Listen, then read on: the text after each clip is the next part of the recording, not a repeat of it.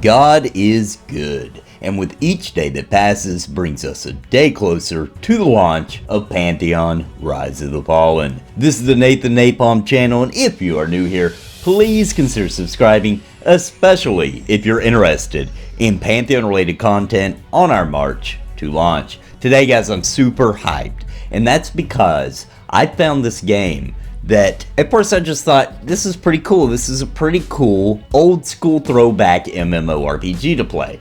And I was already going to make a video on it, and I was having fun. I've talked to a couple of people in the community who've also played it, and they're having fun as well, and everything was good. And then look at what you're seeing right now. Okay, look at the video I captured here. Okay, now this is not a good representation of what the entire game looks like right now. This is a dungeon that a high level character invited me to come check out, and basically he power leveled me through it. As you can see, I'm worthless. I'm trying to throw him some hills here and there, but I'm pretty much worthless. So I'm just kind of taking a look around at this beautiful dungeon, and this game is made in the same engine that Pantheon Rise of the Fallen's being made in, which is Unity. And this game was developed by one person. One single person made this entire MMORPG, and it's a big one. It's a big, wide open, huge freaking world. So it's very impressive. And any worries that Unity is not an engine that can handle an MMO, let's go ahead and put that straight to bed. This game was made by one person, one single human being crafted this world over the course of, from what I understand, about 4 years. And it's not the perfection that Pantheon's going for. Okay, this is a little rough. They're calling it early access. I hate that term just as much as you do, but this seems to be a real early access. There's constant updates, especially considering it's one freaking person.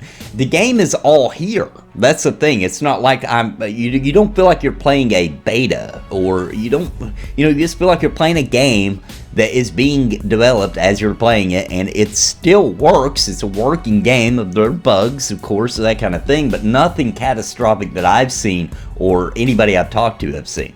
But the reason I'm making this video is because we are waiting for Pantheon. The community's very split on, what they're doing with their time and what they're playing while they wait and that kind of thing. And I just feel like a lot of Pantheon fans don't realize this option, that Reign of Darkness is an EverQuest type experience. It has that exploration type feel that EverQuest had.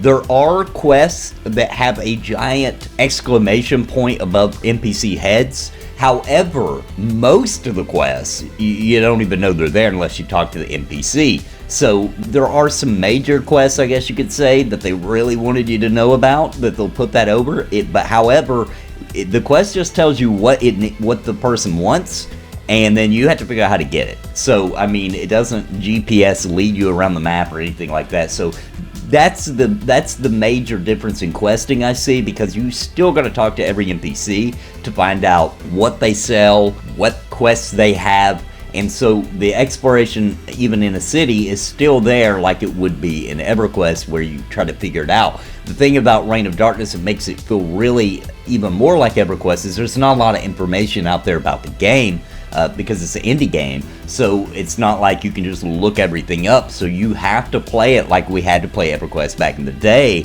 which is just figuring it out and talking to people in the game, asking other players, or just figuring it out. So you get that really grand feeling of adventure and the exploration aspect that goes with that. People on the server are very nice, as you would expect in a game that is more difficult or more challenging and that kind of thing. The game does not hold your hand. As a matter of fact, it pretty much just drops you in the world after you make your character. Don't expect a very large character creator, because it's kind of just like male or female, and humans the only race in the game right now. Although you can see there's going to be slots for that the one developer is going to be adding over time. And there's not like hair options or anything at this point. It's literally pick a male or female human and into the world you go, and it just drops you in a small little township, and away you go. It feels very EverQuest. Like, what do you want to do? You want to look for quests? You just want to start leveling up? What do you want to do? Now, the classes in the game, although it has some really cool options on classes, and we'll do other videos about this, but it has a lot of options. it's kind of a different system. So it feels very Dungeons and Dragons in design, I guess, but also not. So the way it works is there are a bunch of classes. You press N, by the way, which is your Necronomicon book, and you open that up, and it has all the classes, and you pick those, and then you can start spending points as you level up to put those points in any class you want. You can do 3 classes. You can do a combination of 3 classes at once. However, you only get so many points per level, so you got to be careful. You know, for example, I specialized in being a paladin, and I did like one, I think, ability in the warrior skill because I want to make sure I had plenty of taunt ability for when I do run dungeons or I'm in groups, because I was 100% sure if a paladin was, viable as a tank in this particular game. So I want to grab a couple of those abilities, but I pretty much spent all my points in the paladin skill line, and I'm feeling pretty good about my character. You can mix and match what kind of weapons you use as far as like dual wielding. I mean, you want to be a warrior spell slinger, dual wielder, go ahead, and as far as the actual primary stats, strength, dexterity, that kind of thing, that is also all on you on how you want to do that. So when you level up, you're given 10 points. I think when you start the game, you start with 20 points, if I'm not mistaken. But as you level up, you get 10 points. You can put those into your stats however you see fit. So it's really cool because you can build your character however you want. Me personally, as you know, if you watch this channel a lot, I'm a big fan of classes having identities like they're going to in Pantheon. However, I am also a D&D fan. I'm also a nerd. So I love also creating characters however I want. That's also fun. Now, if suddenly BR announced that they were doing this in Pantheon, I'd be a little upset because that's not what I want out of that particular game. But for this game, it does work well. And although I've only probably put in 10 or 12 hours or somewhere in that realm into this game, I've already found some drops, and I'm pretty impressed with the way the armor looks. Once again, developed by one freaking person. This is pretty impressive. As a matter of fact, I would say if the Outworld, the actual map of the game, the actual world itself, looked as good as these dungeons do, then I would say this was actually about what I was expecting from Pantheon, as far as the feelings and the emotions and the fun level. Now, the Visionary Realms has stepped up their game a lot, so expectations are a little higher now for Pantheon than they used to be. But this is kind of the experience we wanted originally when we first started hearing about Pantheon. It's here. The original, what most of us probably thought Pantheon was going to be like. This is it, guys. I mean, it's crazy to say, but Reign of Darkness feels like I'm playing an early build of Pantheon. So if you don't know what to play, or you've been searching and rummaging through every MMO trying to find any kind of experience to kind of sate your thirst in the meantime while we wait for Pantheon, it's here, and I highly recommend it. Now, Reign of Darkness does cost an upfront fee of $20. It's available on Steam. I highly recommend it. I mean, just look at this freaking dungeon, man. Does this not look like you're playing in a Pantheon early build? This is amazing. I was blown away when I went in this dungeon and saw these graphics, and it was just like, wow, this is so obviously built in the same engine as Pantheon. It got me super hyped. Now, I'm a super fan of Pantheon Rise of the Fallen, but it's really satisfying to know that you're playing a game developed by one freaking person that has that old EverQuest feel to it. It feels dangerous and exciting. The combat is slower than what we're typically used to, but not so slow that it's boring. Finding quests out in the world, then trying to figure out how to do those quests, meeting people, grouping up with them. I got power leveled here. This is all just, it feels so old school, man. I absolutely adored the experience that I'm having so far, and I'm definitely going to keep playing this game. I want to see more of these dungeons, because you can tell that in these dungeons, the developer put more time into them and was able to really flesh those out. That seemed to be, it sounds like to me this one developer basically is a lot like me and loves dungeon delving, so you can tell that's where the love and care went at this point in the development of the game.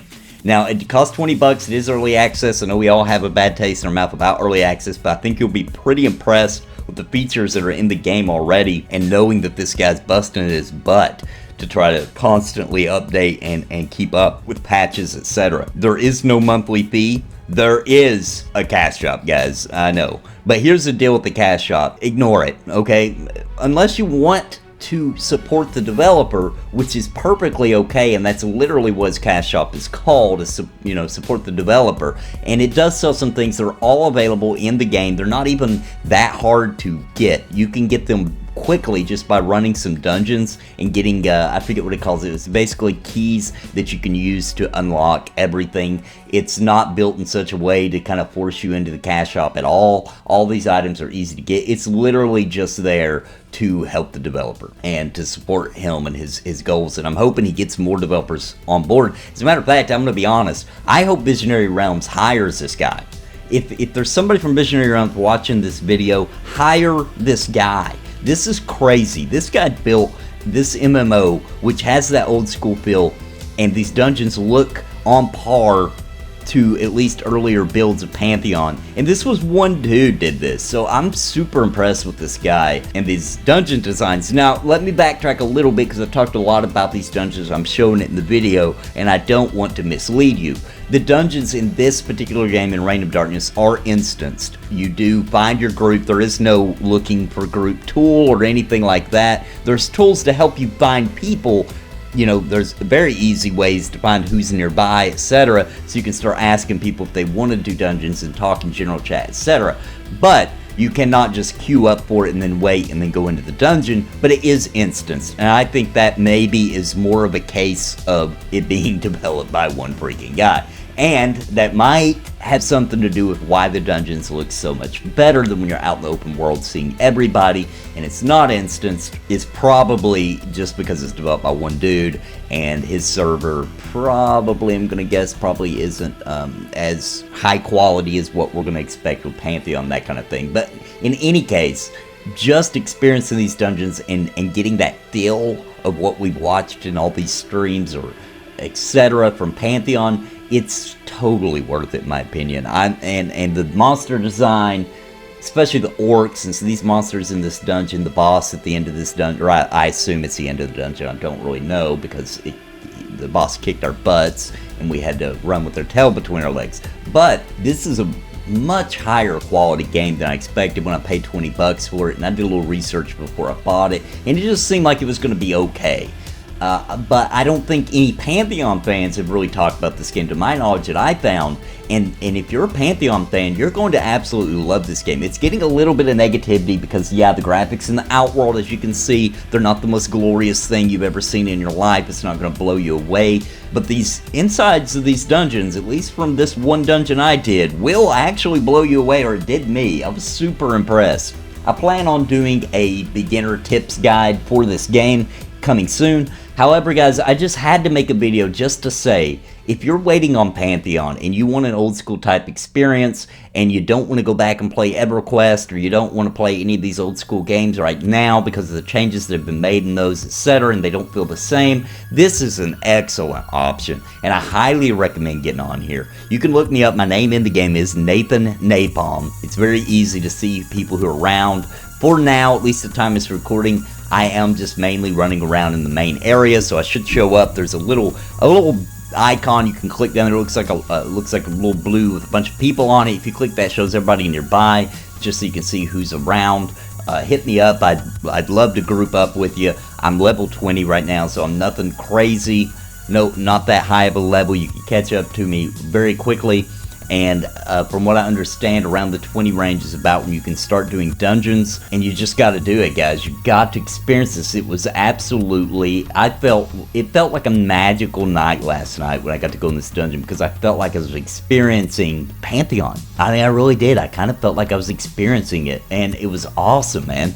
But anyway, guys, definitely check out this game, made by one guy. I mean, this is incredible. I'm having a blast. It's a really cool old school experience, and I'll make more videos about this in the future. This video really wasn't even a review. This is just more of me trying to reach out to the Pantheon community, because I want you to get the same feeling I had when I played this game and when I went in this dungeon. I want you to experience that too, because it was very magical. Guys, I hope you enjoyed the video today. I'll make more videos about Reign of Darkness in the future. I'll make a full review once I've actually played the game enough to feel comfortable doing so. And until next time, guys, God bless and happy gaming. And VR, hire this guy. Hire this guy. You got to hire this guy. Listen to what I say. I've been making videos all day. My friends all say I'm it's a video buffet. You can even hit replay. But please just subscribe. I can't even describe being part of my tribe. I'll even offer you a prize. But just please just subscribe and hit the bell notification too.